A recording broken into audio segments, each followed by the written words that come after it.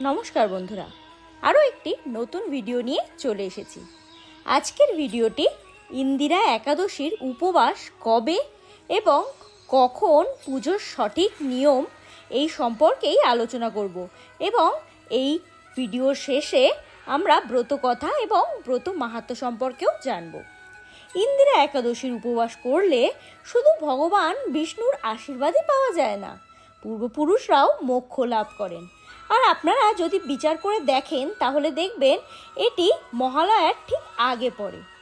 তাই এই একাদশীর গুরুত্ব এখানে আরও অনেক বেড়ে যায়। কিন্তু তবে এবার একাদশী তিথি 2 দিন, অর্থাৎ 27শে সেপ্টেম্বর ও 28শে সেপ্টেম্বর হওয়ায় উপবাসের তারিখ নিয়ে কিন্তু বিভ্রান্তি রয়েছে।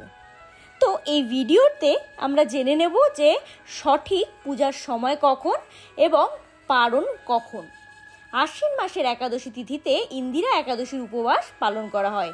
ইন্দিরা একাদশীর উপবাস খুবই গুরুত্বপূর্ণ বলেও মনে করা হয় এবং এই বছর 27শে সেপ্টেম্বর দুপুর 1:19 শুরু হবে এই একাদশী তিথি, যা 28শে সেপ্টেম্বর 2:50 শেষ হবে।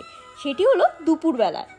শাস্ত্র অনুসারে যখন উদয়া তিথিতে এই তিথিটি পড়ে তখন একই দিনে এই উপবাসটি পালন করা হয় এবং তাই শনিবার অর্থাৎ 28শে সেপ্টেম্বর হলো ইন্দিরা একাদশীর উপবাস।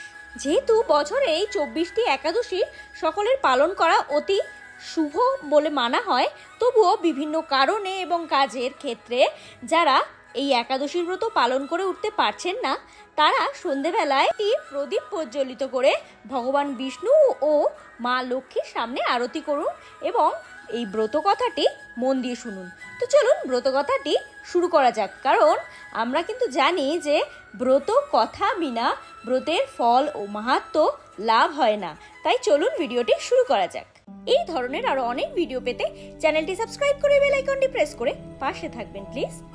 পুরাণ অনুযায়ী সৎযুগে অর্থাৎ সত্যযুগে মহিষ্মতি নামক এক নগর ছিল। এখানে ইন্দ্রসেন নামক এক কুশল ও প্রতাপশালী রাজার রাজত্ব ছিল। প্রজাকে নিজের সন্তান সম মনে করতেন রাজা ইন্দ্রসেন। সুখ শান্তিতে পরিপূর্ণ ছিল মহিষ্মতি। বিষ্ণুর উপাসক রাজা ইন্দ্রসেনের সভায় হঠাৎই একদিন নারদ মুনির আগমন ঘটে। রাজার কাছে তার বাবার বার্তা নিয়ে আসেন নারদ। রাজার বাবা অর্থাৎ পিতা, যিনি নিজের পুত্রকে বার্তা দেন যে গত জন্মের কোনো ভুলের কারণে তিনি যমলোকেই রয়েছেন। যমলোক থেকে মুক্ত করার জন্য ইন্দ্রসেনকে ইন্দিরা একাদশীর উপবাস রাখতে বলেন তিনি। এরই ফলে মোক্ষ লাভ সম্ভব। পিতার বার্তা শোনার পর নারদকে ইন্দিরা একাদশীর মাহাত্ম্য বর্ণনা করার অনুরোধ করেন রাজা ইন্দ্রসেন। তখন নারদ জানান, আশ্বিন মাসের কৃষ্ণপক্ষের একাদশী তিথিকেই ইন্দিরা একাদশী বলা হয়। একাদশীর আগে দশমীর দিনে পূর্বপুরুষদের শ্রাদ্ধ করার পর একাদশীর ব্রত সংকল্প গ্রহণ করা উচিত। দ্বাদশীর দিন তার পিতা মোক্ষ লাভ করবেন। নারদ মুনির কথা অনুযায়ী ইন্দিরা একাদশীর উপবাস রাখেন রাজা Indrasena.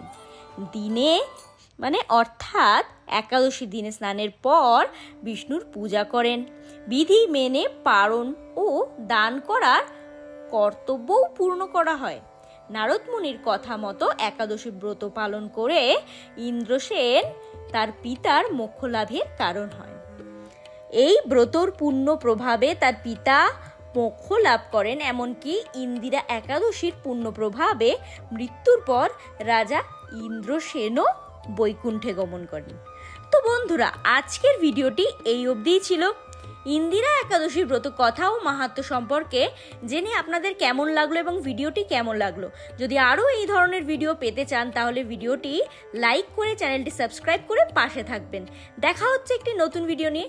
Till then tata, take care of yourself and your mom dad. জয় শ্রীকৃষ্ণ, রাধে রাধে।